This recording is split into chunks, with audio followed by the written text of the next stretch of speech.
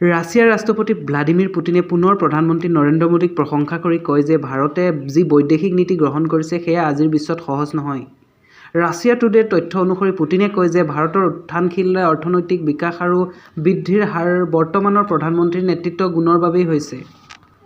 পুটিনে লগতে কয় যে মস্কোৱে নতুন দিল্লী আৰু ইয়াৰ নেতৃত্বৰ ওপৰত নিৰ্ভৰ কৰিব পাৰে কাৰণ তেওঁলোকে জানে যে আন্তঃৰাষ্ট্ৰীয় পৰ্যায়ত ভাৰতে ৰাছিয়াৰ বিৰুদ্ধে কোনো খেল খেলিব নোৱাৰে। ভাৰতে স্বতন্ত্ৰ বৈদেশিক নীতি পালন কৰিছে যিটো আজিৰ পৃথিৱীত সহজ নহয়, কিন্তু 1.5 বিলিয়ন জনসাধাৰণৰ ভাৰতৰ তেনে কৰাৰ অধিকাৰ আছে আৰু প্ৰধানমন্ত্ৰীৰ নেতৃত্বত সেই অধিকাৰ বাস্তৱায়িত হৈছে।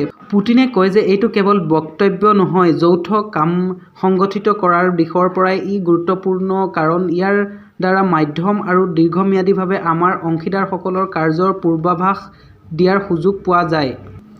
ৰাছিয়াৰ ৰাষ্ট্ৰপতিগৰাকীয়ে ভাৰতৰ মেক ইন ইণ্ডিয়া পদক্ষেপকো প্ৰশংসা কৰি কয় যে ৰাছিয়া দেশৰ অন্যতম বৃহৎ বিনিয়োগকাৰী আৰু অধিক বৃহৎ বিনিয়োগ কৰিবলৈ আগ্ৰহী। উন্নয়নৰ ক্ষেত্ৰত ভাৰতে বিপুল পদক্ষেপ লৈছে।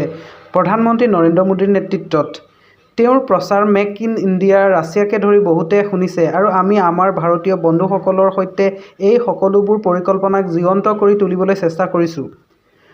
ভাৰতৰ সৰ্বাধিক বৈদেশিক বিনিয়োগ হৈছে ৰাছিয়াৰ পৰা। আমাৰ কোম্পানী ৰ'জনটেফে $23 বিলিয়ন বিনিয়োগ কৰিছিল তেল শোধনাগাৰ, গেছ ষ্টেচন নেটৱৰ্ক, বন্দৰ ইত্যাদিত, পুটিনে কয়। ভাৰতৰ বৈচিত্ৰ্যপূৰ্ণ সংস্কৃতি আৰু ৰাছিয়াত ভাৰতীয় চিনেমাৰ জনপ্ৰিয়তাৰ বিষয়ে কোৱা সময়তে পুটিনে কয় যে ৰাষ্ট্ৰীয় টেলিভিছনত ভাৰতীয় চিনেমা সম্প্ৰচাৰিত হোৱা কেইবাটাও ঠাই সম্ভৱতঃ ৰাছিয়াত ৰাজহুৱা অনুষ্ঠানত নিয়মীয়াকৈ প্ৰশংসা কৰি আহিছে পুটিনে। যোৱা বছৰৰ ডিচেম্বৰ মাহত পুটিনে লক্ষ্য কৰিছিল যে PM মোদী এনেকুৱা নেতা যিয়ে কেতিয়াও নিজৰ দেশৰ স্বাৰ্থৰ বিৰুদ্ধে ব্যৱস্থা বা সিদ্ধান্ত ল'বলৈ বাধ্য হ'ব নোৱাৰে। ভাৰত আৰু ভাৰতীয় জাতীয় স্বাৰ্থৰ বিৰুদ্ধে মোদীক ভয় খুৱাই বা বাধ্য কৰাব পাৰে বুলি মই কল্পনা কৰিব নোৱাৰোঁ।